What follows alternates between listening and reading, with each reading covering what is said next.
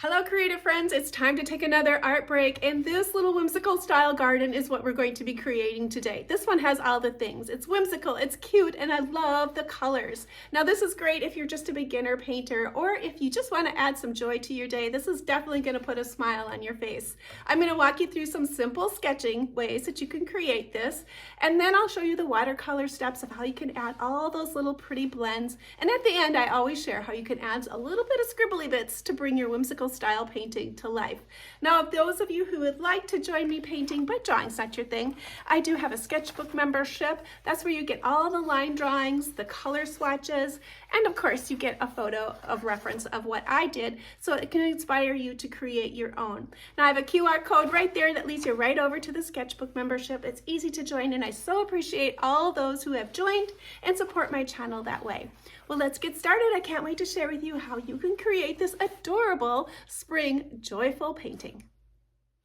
The drawing for this painting is just broken down into some simple shapes. I'm going to start with the bunny boxes and explain them. First, you want to start either with a square or a rectangle, and then you're going to do a rainbow shape on top. This is going to build the base for your bunny head.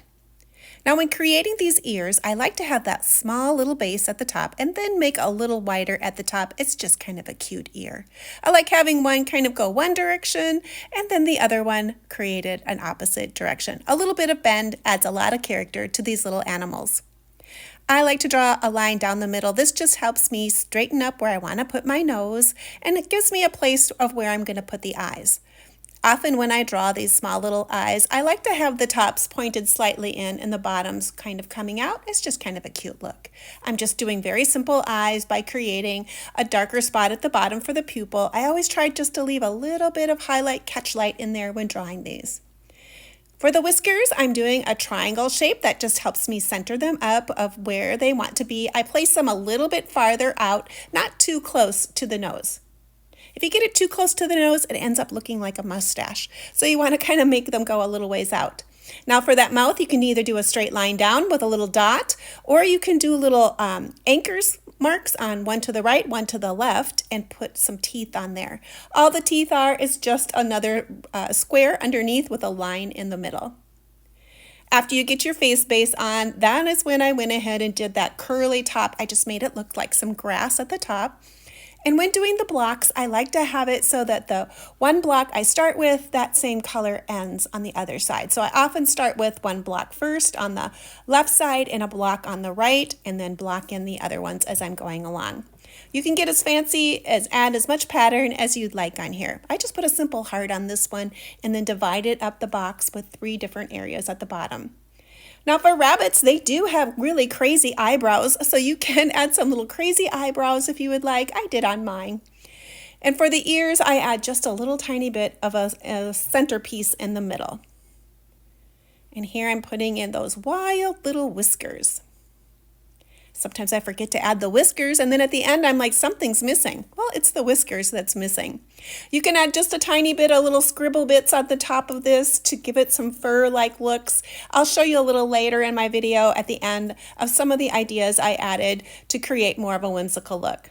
Now the vegetables are just simple shapes as well. I'll show you how you can do a simple cabbage. Start with a circle and then do that wiggly line about a third way through. That's going to create that leaf look.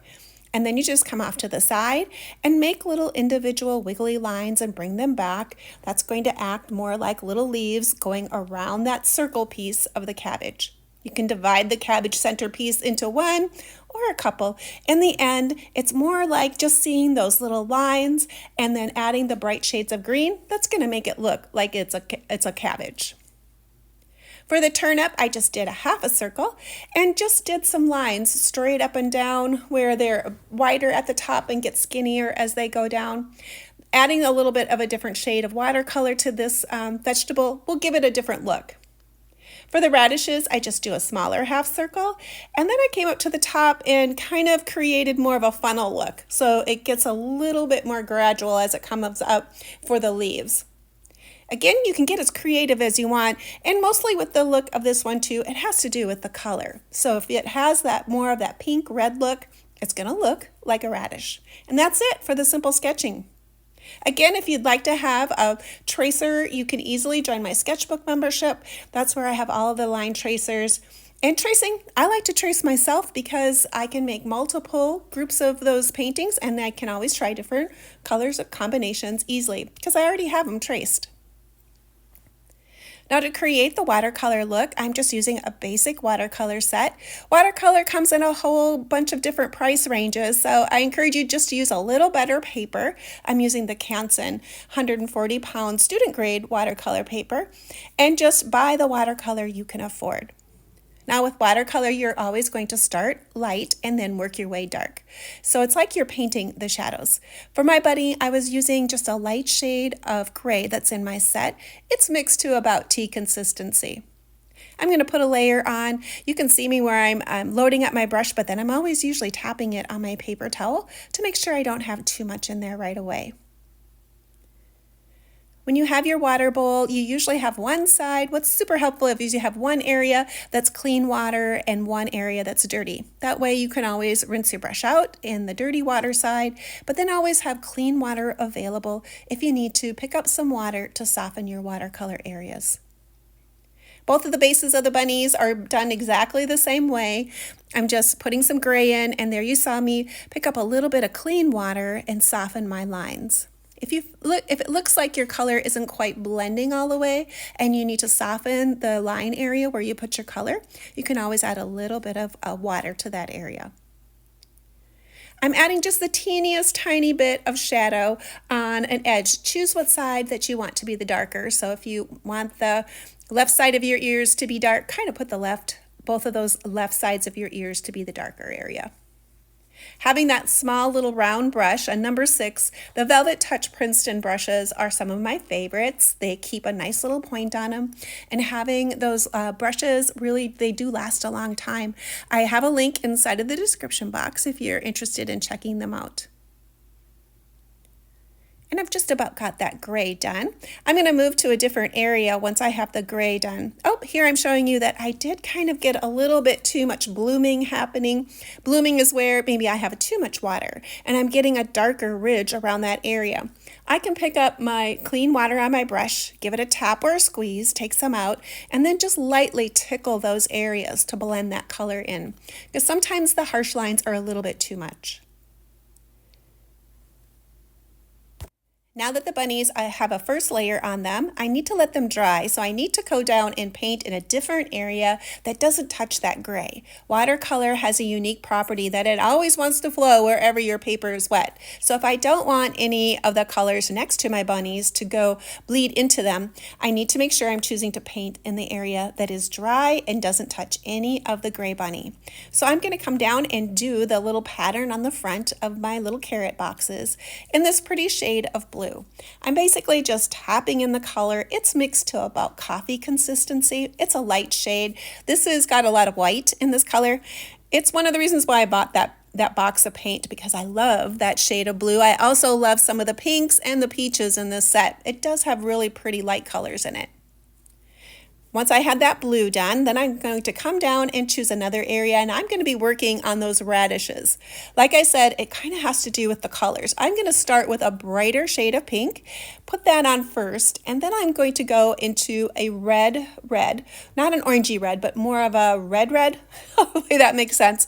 And I'm going to just take and put some on my brush. It's mixed to about, I would say, maybe about cream consistency. It's got a little bit more pigment in it, and I'm just going to lightly tap it on one area of my radishes. I'm going to choose the left side to add the darker area to my radishes.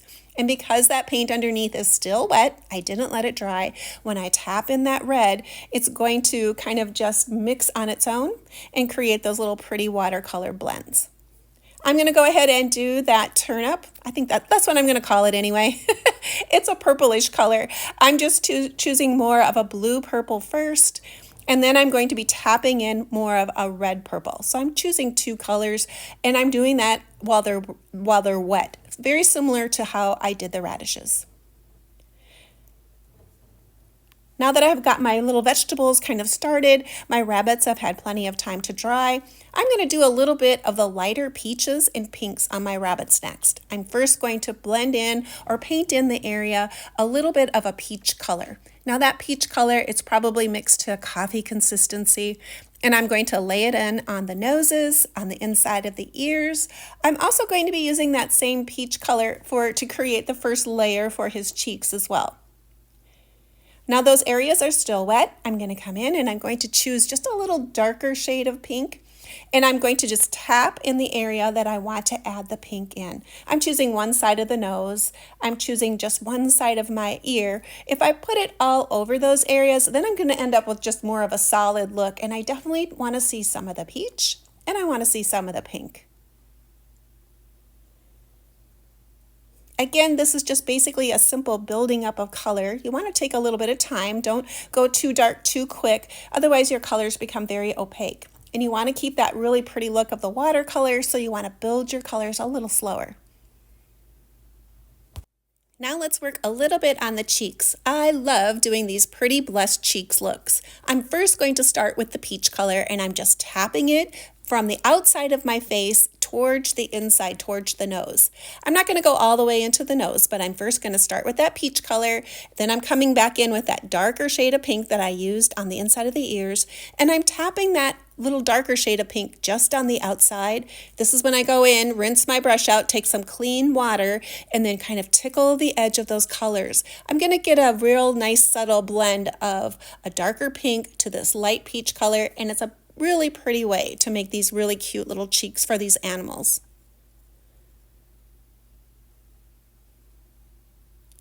Tapping, tapping, softening those edges. If you get too much water, you might end up having just a darker, more of a bloom look.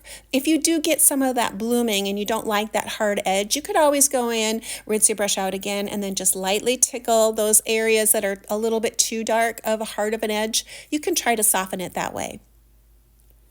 Now that the cheeks are done, I'm going to move down and I'm going to be working on that lettuce. I'm going to start with a bright shade of green first and put that color pretty much everywhere.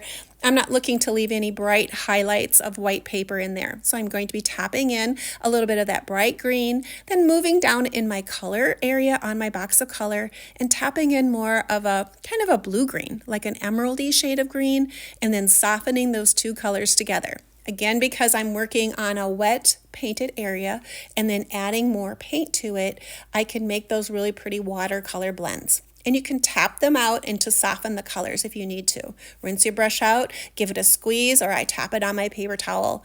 And then I can tickle those edges and blend my colors together. I'm choosing the darker area of where my leaves might cross over and adding some deeper shadows at the bottom of my lettuce. Or cabbage. Cabbage, that's what I'm calling it. I'm going to use that same process to create the tops of my radishes and the tops of my little purple vegetable. I just forgot what I called it, a turnip. I'm going to create the same look there. I'm also going to do that same look for the little ruffly tops of the carrot boxes. I'm going to do that same technique there. With these little tiny paintings, it's just a lot of tapping of color. I'm not really brushing in a whole bunch of paint. I'm just doing little subtle taps, adding that darker base of green at the bottom so that that color will kind of just float up through the little vegetable area. And also on this little leaf area at the top of the bunny boxes, you can kind of see me just tapping in that brightest green, then coming in with a little bit of the darker green, tapping that kind of at the base, and just allowing the colors to mix on their own. And with a little help from me too, by tapping in and blending as I go. Here you can see me doing a little blending with the leaves that are on the vegetables. First I had put that brighter shade in, and then now I'm going in and using a little bit of that darker emeraldy shade of green and just tapping it along one side. So I've got a shadow somewhere. I'm going to be basing it on one side or the other.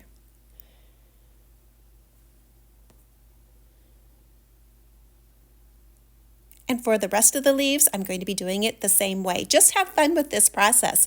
And again, like I said, if you are a sketchbook member, make a couple of these at one time. Trace them out when you're doing them, and then just have a couple of them, and then you can always experiment with different colors, see how your colors blend. It's just a really super fun little painting that goes fairly quick. And it's fun to do multiple different looks as well. When I first originally did this one, I had made the pennants at the top just like a pennant with different colors. But the second version I did, I made them into carrots. And I actually like the carrot version at the top a little better than the pennants. So it's always kind of fun to do multiple sets of these little paintings. Plus, if you make them into a card, you can always gift them to someone who wouldn't want this little joyful, happy card sent to them. Now that the bunnies have pretty much dried and the vegetable tops are dry, I'm going to work a little bit on the crates that the bunnies are sitting in. I'm going to start with a light shade of orange, and then I'm going to use just a slight more darker shade of red orange, and I'm going to be tapping that along the edge of that kind of checkerboard pattern that I created, just to give it a sense of a little bit of shadow. I would like to add a little shadow at the top underneath that area of the blue band, the blue and the black polka dotted band. I want to add just a little bit of a difference there, and then in between the sections. This is also a good area if you decide your lines are too strong. You can rinse your brush off, get some of the water out, and then tap on your colors to blend them slightly. I'm going to be adding some more detail with my micron pen at the end, so I'm not too worried about it. I'm just wanting to get a little bit of shadowing. With this one, I decided to make the pennants at the top carrots. I'm going to use the same colors that I used down below on the crates to create my carrots on the top. Again, I'm going to be using the lightest shade of orange first, and then I'm going to tap in a darker shade of that orange like I had done on the crates on one side of my carrots. Before I were to add the green tops of my carrots, I want to give the orange a chance to dry, so I'm going to move down and mix a color that I want to use for dirt. This set of watercolors doesn't have a very good shade of brown that I really like, so I usually have to mix a couple different shades to get what I'm looking for. In this particular one, I've kind of used a little bit of a goldenishy red color of brown and then mixed a little bit of black, and that kind of came up with a pretty shade of umber on there. Sorry about the camera view on this one. I kind of had it slid down just a little bit too much, but I'm just using a brownish color, kind of mixed to about coffee consistency, and then just brushing it in for the dirt lines.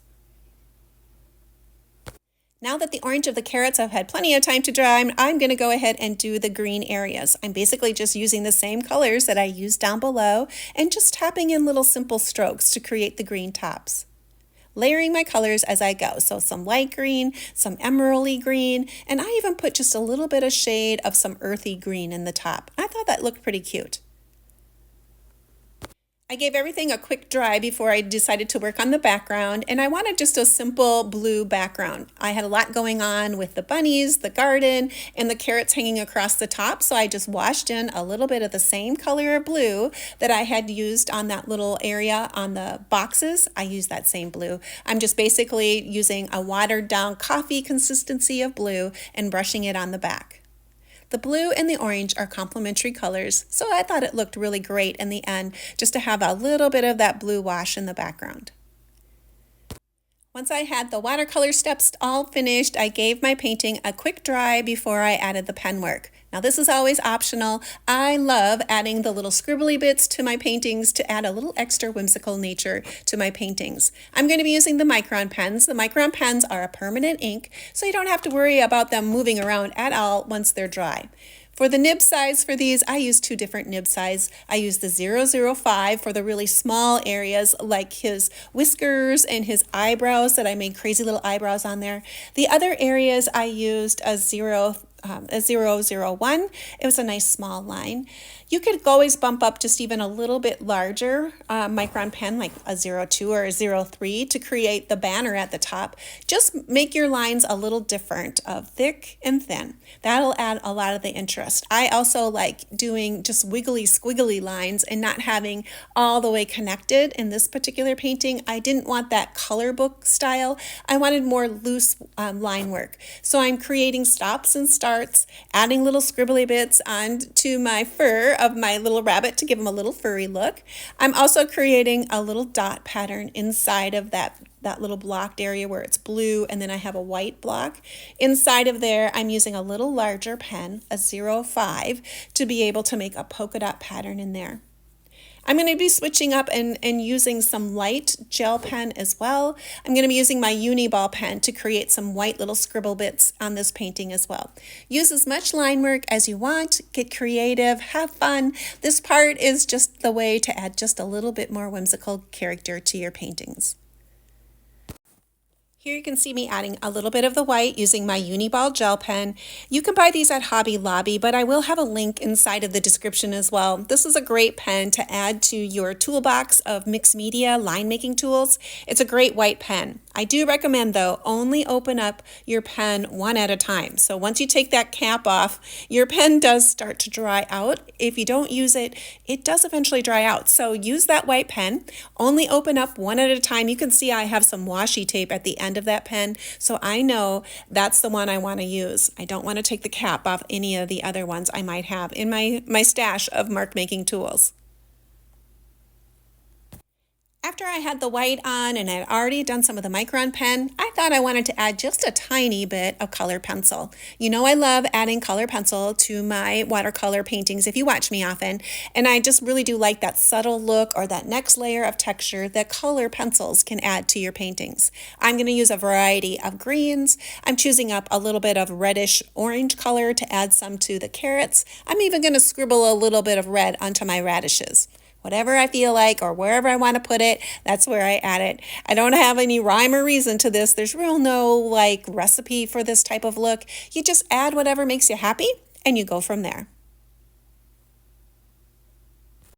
I almost have this painting all finished. Let's go ahead and take a look at what it looks like sitting amongst some of the other paintings and projects I have done so far on my YouTube channel for my spring collection. This spring collection has been full of whimsical style animals. If you enjoy doing whimsical style animals, you definitely want to check out the playlist to create all these yourself.